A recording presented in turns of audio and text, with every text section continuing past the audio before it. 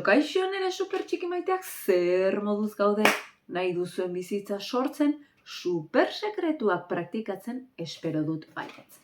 Askotan, beldurrek erabaki okerrak hartzera bultzatzen digute.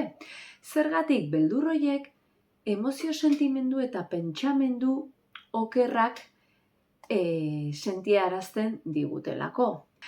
Eta ekintza horiek guri kalte egiteaz gain, ingurukoei ere kalte egiten diegu. Jarraitu ikusten bideo hau, boteretsu sentitu nahi baduzu, erabakiak hartzerakoan. Aurrera supertxikiak eta superfamilia.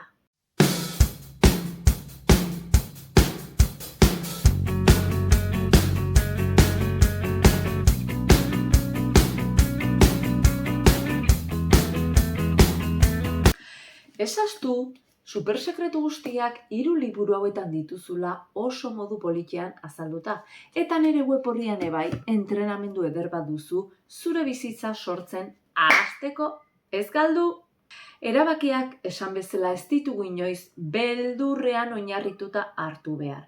Gure garaian ze egiten genuen?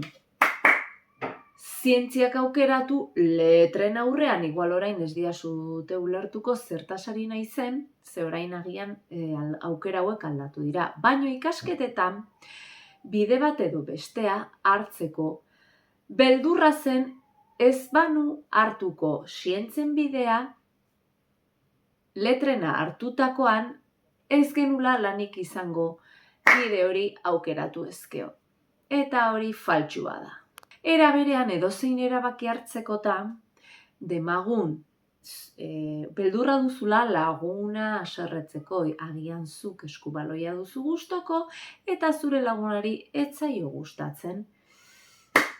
Hor erabaki zuzena hartzen jakin beharko duzu.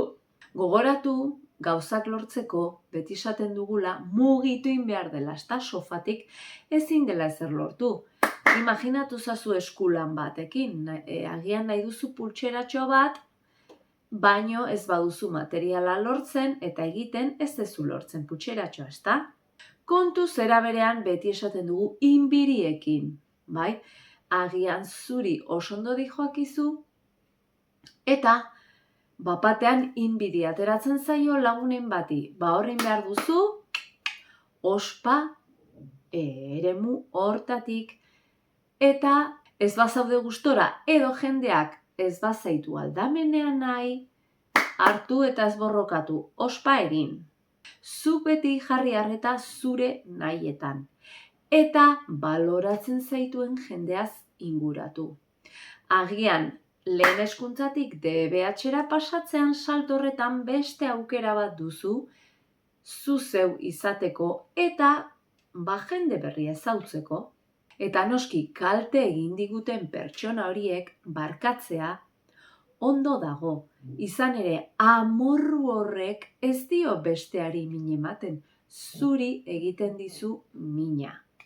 Eta hala egiten baduzu, ziur egon bizitzak gauza onak ekarriko dizkizula. Gogoratu, zu beti arazoa baino askoz handiagoa zehala.